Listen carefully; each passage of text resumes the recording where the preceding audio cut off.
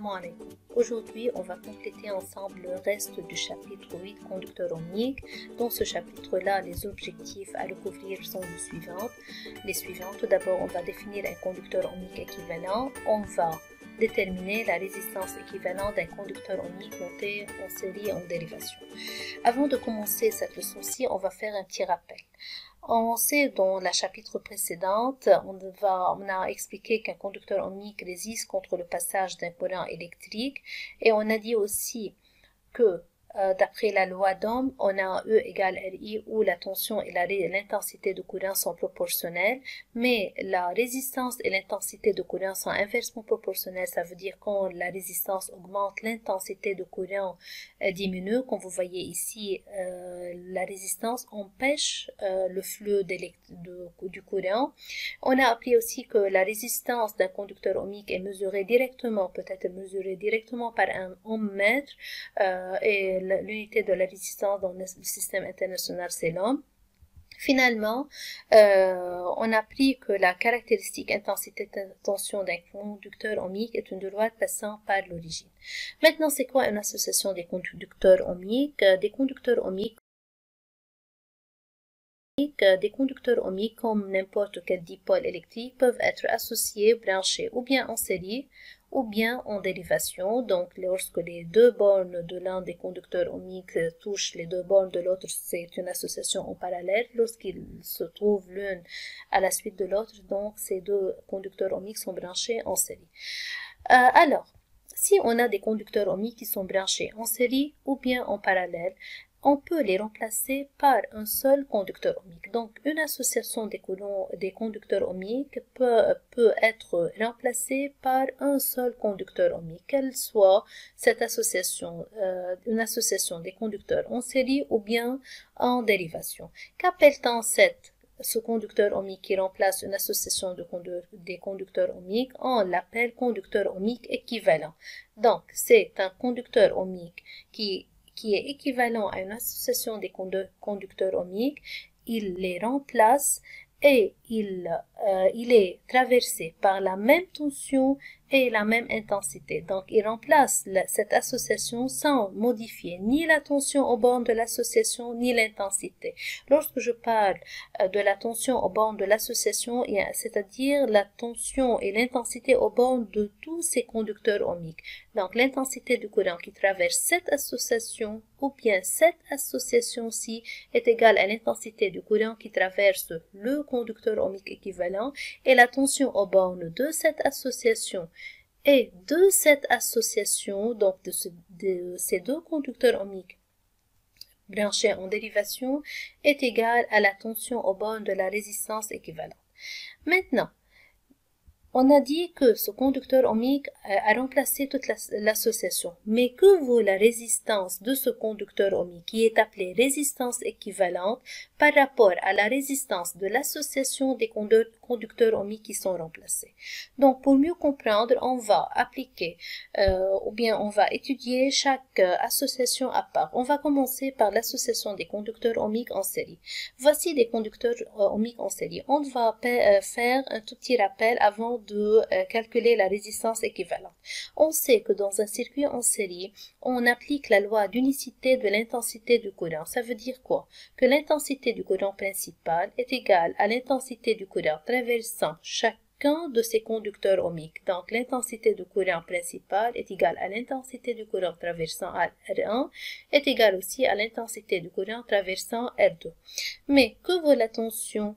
La tension aux bornes de cette branche-ci est égale à la somme de la tension aux bornes de R1 plus la tension aux bornes de R2. Donc, c'est la loi d'additivité de la tension. Donc, ce sont deux informations qu'on a prises avant.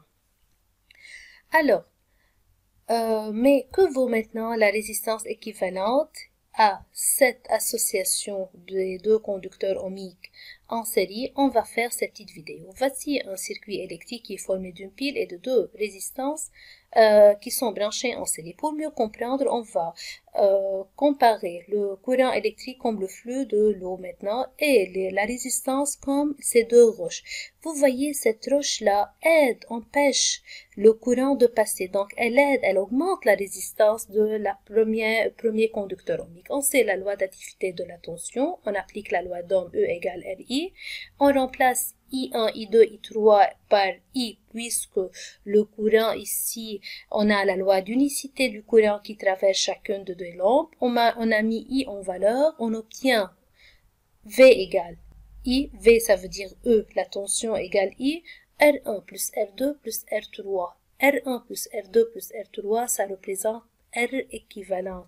Donc, R du conducteur ohmique équivalent qui a remplacé ces trois conducteurs ohmiques, sa résistance vaut la somme des résistances de ces trois conducteurs ohmiques.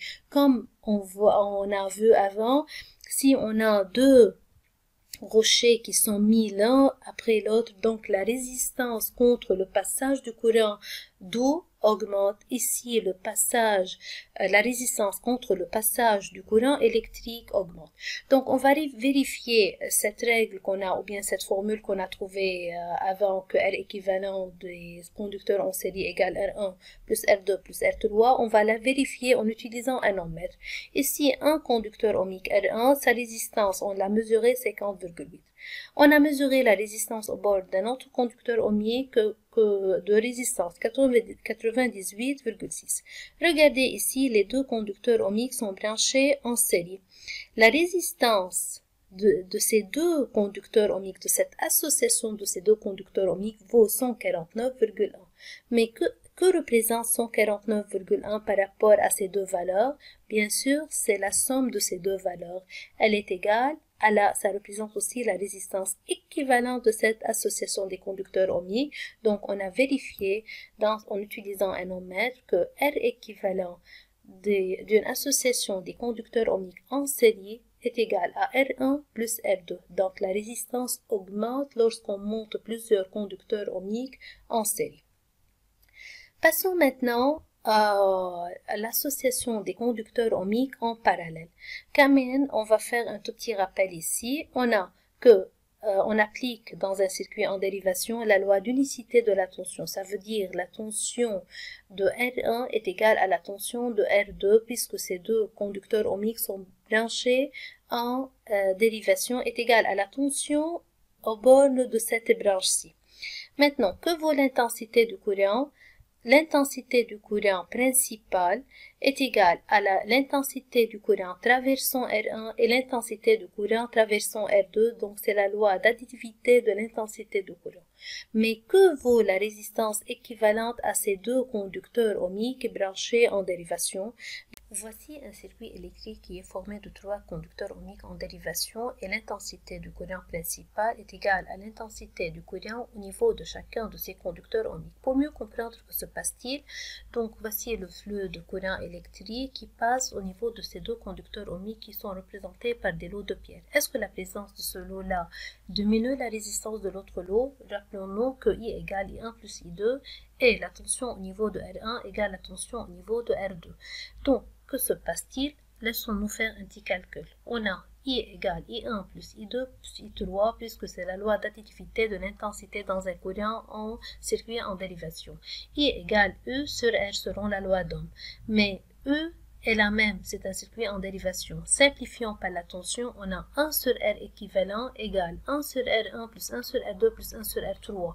Donc, lorsqu'on a deux conducteurs ohmiques qui sont montés en dérivation, la présence d'un de ces deux conducteurs diminue la résistance de l'autre. Donc, sans ce conducteur ohmique, la résistance sera plus grande. Donc regardons-nous, on va faire une vérification. On a les deux conducteurs ohmiques qu'on a utilisés dans la première expérience lorsqu'on les montait en série. Mais maintenant, on a monté ces deux conducteurs ohmiques en dérivation. Regardez la résistance équivalente du conducteur ohmique équivalent. Elle est plus petite que les deux valeurs et elle est plus petite que la petite résistance dans cette association-là. Donc, comment on a trouvé cette valeur? Quelle est la relation entre la valeur de cette résistance par rapport à ces deux résistances-ci? On a 1 sur R équivalent égale 1 sur 50,8 plus 1 sur 98,6 et on obtient R équivalent égale 33,52. Donc, dans un circuit en dérivation, 1 sur R équivalent égale 1 sur R1 plus 1 sur R2 et la résistance sera beaucoup plus faible ou bien plus faible que la résistance. On a appris que la résistance équivalente d'une association des conducteurs ohmiques en série est égale R équivalent, c'est égal à la somme des résistances des conducteurs ohmiques dans l'association en série. Et on a appris aussi que la résistance équivalente d'une association des conducteurs ohmiques en dérivation est égale 1 sur R équivalent égale 1 sur R1 plus 1 sur R2, où RE est la résistance équivalente et elle est plus petite que la petite résistance dans l'association en dérivation.